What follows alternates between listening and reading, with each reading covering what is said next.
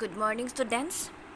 আমি ইতিমধ্যে তোমালোকৰ ৰাজনীতি আৰু অৰ্থনীতি বিজ্ঞান সেই খণ্ডটোৰ অৰ্থনীতি পাৰ্টটোৰ প্ৰথম অধ্যায় অৰ্থনীতিৰ মৌলিক বিষয়সমূহৰ বিষয়ে আলোচনা কৰি আছিলোঁ। এই পাঠটো আলোচনা কৰোঁতে আমি কি পঢ়িলোঁ? আমি প্ৰথমতে পঢ়িলোঁ অৰ্থবিজ্ঞান আমি কিয় জানিব লাগে। তাৰ আগতে পঢ়িছিলোঁ আমি অৰ্থবিজ্ঞান কাক বোলে। তাৰ পাছতে জানিলোঁ অৰ্থবিজ্ঞান আমি কিয় জানিব লাগে, দৈনন্দিন জীৱনত অৰ্থবিজ্ঞানৰ প্ৰয়োজনীয়তা কি। তাৰ পাছতে জানিলোঁ অৰ্থবিজ্ঞানৰ কাৰণে বিভিন্নজন অৰ্থনীতিবিদে দিয়া বিভিন্ন সংজ্ঞাসমূহৰ বিষয়ে আমি জানিলোঁ। সেই সংজ্ঞাসমূহ জনাৰ পাছত সেইসমূহৰ সমালোচনাসমূহো আমি ভালকৈ আলোচনা কৰিলোঁ। আজি আমি পঢ়িম অৰ্থবিজ্ঞানৰ পৰিসৰ। সংজ্ঞা পঢ়িলোঁ আৰু এতিয়া আজি পঢ়িম পৰিসৰ। পৰিসৰ মানে অৰ্থবিজ্ঞানে কোনবোৰ দিশ সামৰি আছে সেইটোকে পৰিসৰ বুলি কৈছে। তোমালোক সকলোৱে নিজৰ পাঠ্যপুথিখন উলিয়াই যোৱা আৰু ভালদৰে চাই যোৱা। অৰ্থবিজ্ঞানৰ পৰিসৰে সমাজৰ আৰ্থিক কাৰ্যকলাপ সামৰি লয়, সেইটো আমি জানো। আমি অলৰেডি পঢ়িছিলোঁ যে আমাৰ যিটো আৰ্থিক কাৰ্যকলাপসমূহ, আমাৰ বজাৰ ব্যৱস্থাটো, আমাৰ দৈনন্দিন খোৱা বস্তু সামগ্ৰীসমূহ আমি কেনেদৰে ক্ৰয় কৰোঁ, বিক্ৰী কৰোঁ, সেই সকলোবোৰ সামৰি লয়, আৰ্থিক অৱস্থাটো সামৰি লয়। অনাৰ্থিক কাৰ্যকলাপ, যিবোৰ কাৰ্যকলাপ অৰ্থ উপাৰ্জন, ব্যয় তথা বিতৰণৰ লগত জড়িত নহয়, অৰ্থবিজ্ঞানৰ বিষয়বস্তুৰ ভিতৰত ধৰা নহয়। অৰ্থনৈতিক বিষয়বস্তুসমূহ কোনবোৰ?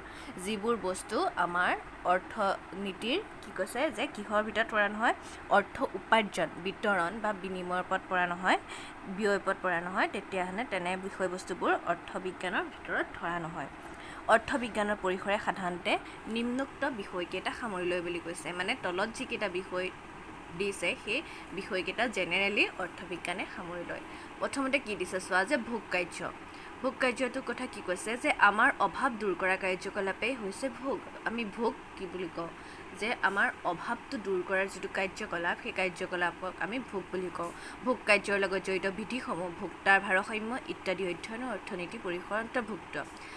এতিয়া আমি দৈনন্দিন জীৱনত ৰাতিপুৱা শুই উঠি তোমালোকে ব্ৰাছডাল লোৱালৈকে, কলগেটটো লোৱালৈকে, ৰাতি শোৱালৈকে, ভাতকেইটা খাই এলাৰ্মটো ছেট কৰালৈকে, আমি মোবাইলটো ইউজ কৰালৈকে, আমি কিমান কাম কৰি কি বস্তু ইউজ কৰোঁ এবাৰ নিজে ভাবাচোন। ফেন, টিভি, হয়নে নহয়, কাপোৰ কানি, গা ধুবলৈ চাবোন, এইবিলাক বস্তু আমি ব্যৱহাৰ কৰোঁ নাই, খাবলৈ বিভিন্ন সামগ্ৰী, চাউল দাইল, এইবিলাক আমি গোটেই দৈনন্দিন জীৱনত ব্যৱহাৰ কৰি আছোঁ। এই সকলোবোৰ যেতিয়া আমি ব্যৱহাৰ কৰি আছোঁ, এইবোৰ যদি আমি কোনোবাই উৎপাদন নকৰিলোহেঁতেন, আমাৰ যদি সমাজত নাথাকিলেহেঁতেন, তেতিয়াহ'লে আমি ইয়াৰ অভাৱ অনুভৱ কৰিলোহেঁতেন, হয়নে নহয়। গতিকে কৈছে যে এই অভাৱসমূহ দূৰ কৰাৰ যিটো কাৰ্যকলাপ, সেই কাৰ্যকলাপটোকে ভোগ বুলি কৈছে, ভোগ কাৰ্য। ভোগ কাৰ্যৰ লগত জড়িত বিধিসমূহ, ভোক্তাৰ ভাৰসাম্য ইত্যাদি অধ্যয়নৰ অৰ্থনৈতিক পৰিসৰৰ অন্তৰ্ভুক্ত। এতিয়া অৰ্থনীতি পৰিসৰৰ এইবোৰ অন্তৰ্ভুক্ত বুলি কৈছে। দ্বিতীয়তে চোৱা উৎপাদন। উপযোগী সামগ্ৰী অথবা সেৱাৰ সৃষ্টি হৈছে কি বুলি কৈছে, যে উৎপাদন। কি কৈছে, যে উপযোগী সামগ্ৰী অথবা সেৱাৰ সৃষ্টি হৈছে উৎপাদন। এতিয়া সেই বস্তুসমূহ আমি ভোগ কৰিলেই নহ'ব ন, যে আমি খালোঁ, খাবলৈ আমি কি কৰিব লাগিব, ভাত খালোঁ ন, তাৰ কাৰণে আমাক কি লাগিলে, চাউল দাইল লাগিলে, হয়নে নহয়, আলু লাগিলে, পিঁয়াজ লাগিলে, এইখিনি হৈছে ভোগ। আমি ভোগ কৰিছোঁ ন। তাৰপাছত আহিছে, কিন্তু এই বস্তুখিনি ভোগ কৰিলে নহ'ব, তাৰ কাৰণে আমাক উৎপাদন লাগিব। এইসমূহ ক'ৰবাত উৎপাদন হ'ব লাগিব, তেতিয়াহে আমি তাক ভোগ কৰিবলৈ পাম দেই। এই উৎপাদন কাৰ্যটো কোনে সামৰি লয়, অৰ্থনীতিয়ে সামৰি লয়। উৎপাদনৰ 4টা উপাদান, যেনে ভূমি, শ্ৰম, মূলধন আৰু সংগঠনৰ উপৰি উৎপাদনৰ বৃদ্ধি, উৎপাদনৰ ভাৰসাম্য, আৰ্থিক ব্যৱস্থা ইত্যাদি সম্পৰ্কে অৰ্থবিজ্ঞানত আলোচনা কৰা হয়। অৰ্থবিজ্ঞানত কি আলোচনা কৰা হয় চোৱা, উৎপাদনৰ 4টা মেইন উপাদান, সেইকেইটা কি বুলি কৈছে, ভূমি, উৎপাদন কৰিবলৈ আমাক ভূমি লাগিব, তাৰপাছত শ্ৰম লাগিব, তাৰপাছতে আমাৰ মূলধনো লাগিব, তাৰপাছত সংগঠন লাগিব। ঠিক আছে, এতিয়া ধৰি লোৱা আমি ধান উৎপাদন কৰিব বিচাৰিছোঁ, গতিকে ধান উৎপাদন কৰিবলৈ আমাক কি মাটি লাগিব, ভূমি লাগিব, তাৰপিছত শ্ৰম লাগিব, মানুহে কি কৰিব লাগিব, কাম কৰিব লাগিব ন, হাল বাব লাগিব, সেইটো শ্ৰম হ'ব। তাৰপিছতে মূলধন, টকা পইচা লাগিব, হয়নে নহয়, টকা পইচাটো লাগিব ন, সেইখিনি ধান দাওঁতে ৰোৱনীক দিব লাগিব, দাৱনীক দিব লাগিব, বা যিকোনো কাৰণে আমাক টকা পইচা মূলধন এটা লাগিব, আৰু সংগঠনো লাগিব। ঠিক আছে, আৰু তাৰ উপৰি চোৱা কি কৈছে, যে উৎপাদনৰ বৃদ্ধি, উৎপাদকৰ ভাৰসাম্য, আৰ্থিক ব্যৱস্থা ইত্যাদি সম্পৰ্কে অৰ্থবিজ্ঞানত আলোচনা কৰা হয়।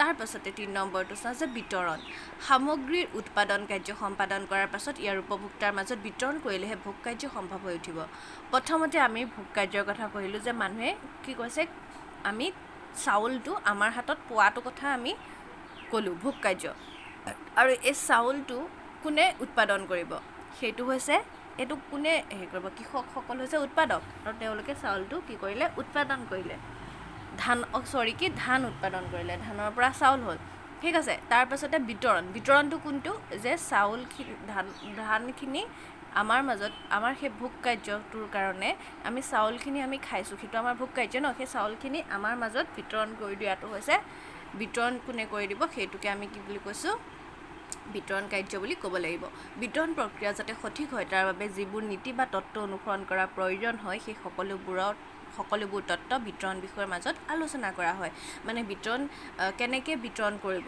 ঠিক আছে বজাৰ দিব লাগিব বজাৰৰ পৰা আমি কিনিব লাগিব হয়নে নহয় এনেকৈ আমাৰ মাজত সেই চাউলখিনি কি হ'ব বিতৰণ হ'ব প্ৰথমতে উৎপাদন হ'ব ধান হ'ব ধানৰ পৰা চাউল হ'ব হয়নে নহয় চাউল কৰি পেলাই আমি পাবলৈ আমাৰ হাতত পাবলৈ কেনে কি কৰিব বজাৰলৈ যাব বজাৰত বেচিব হয়নে নহয় বেচাৰ লগে লগে আমি পাই যাম বজাৰৰ পৰা কিনিলে আমি তেতিয়া পাম গতিকে সেইটো হৈছে বজাৰটো হৈছে বিতৰণ কৰাটো প্ৰক্ৰিয়া তাৰপিছতে আহিছে বিনিময়টো চা কোনো ব্যক্তি বা অঞ্চল বা দেশে লাগতিয়াল প্ৰতিবিধ সামগ্ৰী নিজে উৎপাদন কৰি ল'ব নোৱাৰে এনে ক্ষেত্ৰত ব্যক্তি অঞ্চল আৰু দেশৰ মাজত বিনিময় আৱশ্যক হয় সেয়েহে আভ্যন্তৰীণ বাণিজ্য আৰু আন্তৰ্জাতিক বাণিজ্যৰ জৰিয়তে দেশীয় আৰু আন্তৰ্জাতিক বিনিময় হয় অৰ্থনীতিক এই দুই প্ৰকাৰ বিনিময়ৰ বিষয়ে আলোচনা কৰা হয় এতিয়া আমি আগতে পাই আহিছিলোঁ যে 6-7ত তোমালোকে পাইছিলা যে বিনিময় প্ৰথাটোৰ কথা পাইছিলা কেনেকুৱা আছিলে বাৰ্টাৰ ছিষ্টেমটো যিটো সেইটো কেনেকুৱা আছিলে যে মই মোৰ ঘৰত যেনিবা কিবা এটা বস্তু উৎপাদন হ'ল ধান উৎপাদন হ'ল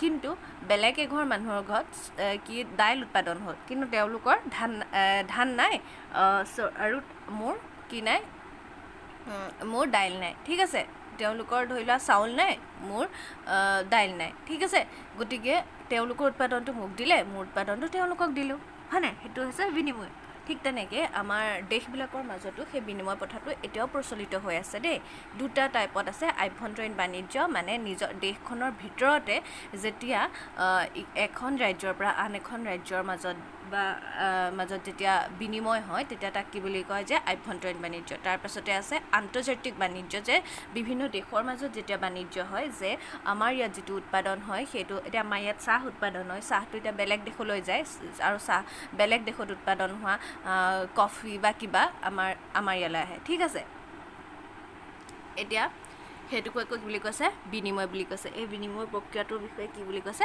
আলোচনা কৰে বুলি কৈছে তাৰপাছতে চোৱা মুদ্ৰা এইটো এটা বহুত ইম্পৰ্টেণ্ট পইণ্ট মুদ্ৰাৰ বিষয়ে অৰ্থনীতি বিজ্ঞানত অধ্যয়ন কৰিবই লাগিব যে দ্ৰব্যৰ প্ৰত্যক্ষ বিনিময় প্ৰথাৰ অসুবিধাসমূহ আঁতৰাই বিনিময় ব্যৱস্থাক সৰলতা প্ৰদান কৰাৰ বাবে মুদ্ৰাৰ সৃষ্টি হৈছে মানে বিনিময় প্ৰথাটোৰ বিপৰীতে আগৰ দিনত আছিলে যে টকা পইচাৰ প্ৰয়োজন নাছিলে যে বিনিময় হয়নে নহয় কিন্তু বিনিময়ৰ জৰিয়তে চলি যায় কিন্তু তাৰপাছতে কি আহিলে মুদ্ৰা আহিলে আমি মুদ্ৰাৰ জৰিয়তে বস্তু বেচা কিনা কৰিবলৈ ল'লে মুদ্ৰাৰ ভূমিকা মুদ্ৰাৰ কাৰ্যাৱলী আৰু প্ৰকাৰ মুদ্ৰাবোৰ কেনেকুৱা প্ৰকাৰৰ থাকে কি প্ৰকাৰৰ থাকে মুদ্ৰা আমি কি প্ৰকাৰৰ দেখিছোঁ গোটা দেখিছোঁ হয়নে কাগজৰ দেখিছোঁ ঠিক আছে গতিকে এইসমূহৰ বিষয়ে ক'ত আলোচনা কৰিব পাৰিবা এইসমূহৰ বিষয়তে আমি অৰ্থনীতি বিজ্ঞানত আলোচনা কৰিবলৈ পাম তাৰপাছতে চোৱা আয় মানে হৈছে ইনকাম আমি কিমান আয় কৰোঁ জনমূৰি আয় ৰাষ্ট্ৰীয় বা জাতীয় আয় ইয়াৰ বৃদ্ধি তথা বিতৰণ অৰ্থনৈতিক কল্যাণৰ লগত ইয়াৰ সম্পৰ্ক আলোচনা কৰাটো অৰ্থনীতি পৰিসৰৰ অন্তৰ্গত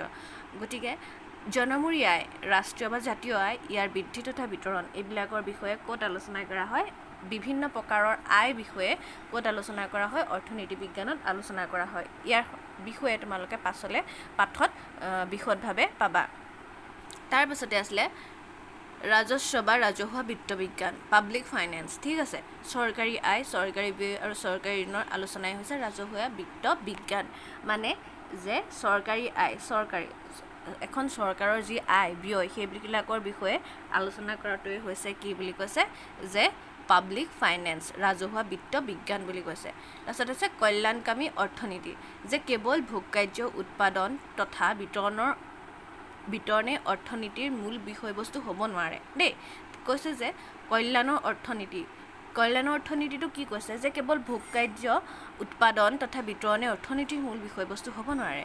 এনেবোৰ কাৰ্যৰ লগত ব্যক্তি তথা কি কৈছে যে সমাজৰ কল্যাণ দিশটো মন কৰিব লাগিব। ঠিক আছে, এতিয়া আমি এই দিশসমূহ আলোচনা কৰিলেই নহ'ব। এই দিশসমূহে যে আমাৰ সমাজখনৰ কল্যাণত কাম কৰিছেনে নাই, ডেভেলপ হোৱাত কাম কৰিছেনে নাই, সেই কল্যাণৰ দিশটো কি কৰিছে অৰ্থনীতি বিজ্ঞানে আলোচনা কৰে।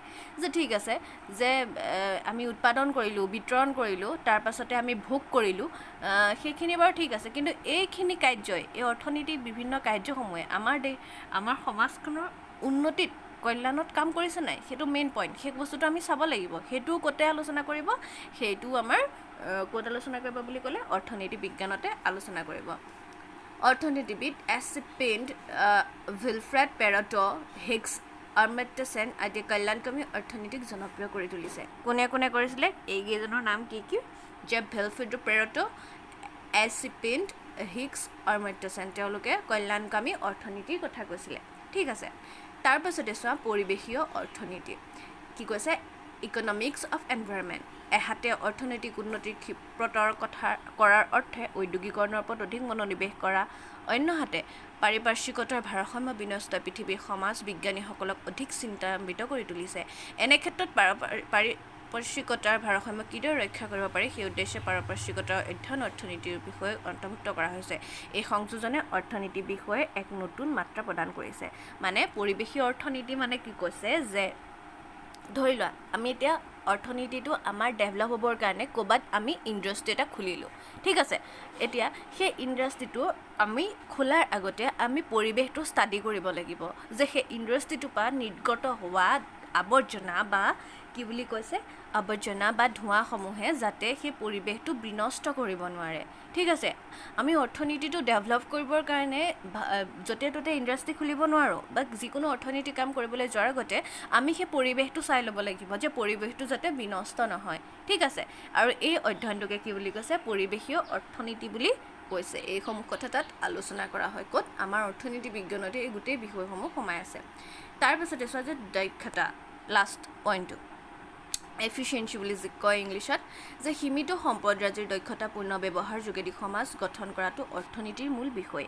এই সীমিত সম্পদৰাজিৰ দক্ষতাপূৰ্ণ ব্যৱহাৰ যোগেদি উৎপাদন প্ৰক্ৰিয়াৰ ধাৰ ত্বৰান্বিত কৰিব পাৰিলেহে মানৱ সমাজৰ কল্যাণ হ'ব। দক্ষতাটো মানে কি কৈছে যে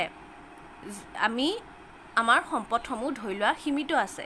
ঠিক আছে, আমি সীমিত সম্পদসমূহৰ জৰিয়তে উৎকৃষ্ট কিবা এটা উৎপাদন কৰিব পাৰোঁ নে নোৱাৰোঁ? পাৰোঁ। আমি কি কৰিব লাগিব? নিজৰ দক্ষতা, আমি দক্ষতাটো আমাৰ নিজৰ দক্ষতাৰে কি কৰিব পাৰোঁ? আমি কম সংখ্যক সম্পদেৰে এটা ভাল কাম কৰিব পাৰোঁ। ঠিক আছে, গতিকে এইটোৰ বিষয়ে ক'ত অধ্যয়ন কৰা হয়? অৰ্থনীতিতে অধ্যয়ন কৰা হয়। উপৰোক্ত বিষয়সমূহ অৰ্থনীতিৰ পৰিসৰৰ ভিতৰত পৰে, কিন্তু এটা কথা মন কৰিব লাগিব যে বৰ্তমান গতিশীল পৃথিৱীত কোনো এটা বিষয় পৰিসৰ সীমাবদ্ধ হৈ নাথাকে। এইকেইটা জাষ্ট তোমালোকক জেনেৰেল পইণ্ট দিছে। এইকেইটাই যে অকল অৰ্থনীতি বিজ্ঞানৰ পৰিসৰৰ ভিতৰত পৰে তেনেকুৱা কথা নহয়। ইয়াৰ উপৰিও আৰু বহুতো কথা আছে যি অৰ্থনীতিয়ে সামৰি লয়, কিন্তু জেনেৰেল তোমালোকক এইকেইটা পইণ্টছেই দিছে এতিয়া। ঠিক আছে, সময়ৰ লগে লগে বিষয়বস্তুৱে গতিশীলতা লাভ কৰে। সেয়েহে অৰ্থবিজ্ঞানৰ ভিতৰত গোলকীয় অৰ্থনীতি, নতুন ধাৰণা, বহনক্ষম উন্নয়ন আদি নতুন নতুন বিষয় অন্তৰ্ভুক্ত হৈ ইয়াৰ পৰিসৰ বৃদ্ধি কৰিছে। গতিকে এই 10টা পইণ্টৰ উপৰিও এতিয়া নতুন নতুন কিছুমান বিষয় সংযোজন হৈছে অৰ্থনীতি বিজ্ঞানত। সেইকেইটা কি কি? যে গোলকীয় অৰ্থনীতি মানে গ্ল'বেলাইজেশ্যন দেই, তাৰপাছতে চোৱা বহনক্ষম উন্নয়ন, ছাষ্টেইনেবল ডেভেলপমেণ্ট, এইবোৰ নতুন নতুন দিশ ক'ত সংযোজন হৈছে? আমাৰ অৰ্থনীতি বিজ্ঞানত পৰিসৰৰ ভিতৰত সংযোজন হৈছে। ঠিক আছে, গতিকে যেতিয়া সময় গতিশীল হৈ আগবাঢ়ি গৈ থাকিব এই বিষয়বস্তুবিলাকৰ পৰিসৰো বহল হৈ হৈ গৈ থাকিব। ঠিক আছে, আজি আমি পৰিসৰসমূহ বুজি পালোঁ অৰ্থনীতি বিজ্ঞানৰ মৌলিক ধাৰণাৰ বিষয়ে আমি নেক্সট ক্লাছত আলোচনা কৰিম। ঠিক আছে, থেংক ইউ।